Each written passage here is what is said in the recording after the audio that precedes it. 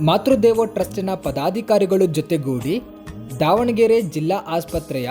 ಮಕ್ಕಳ ಮತ್ತು ಕುಟುಂಬ ವಿಭಾಗಕ್ಕೆ ಭೇಟಿ ಕೊಟ್ಟು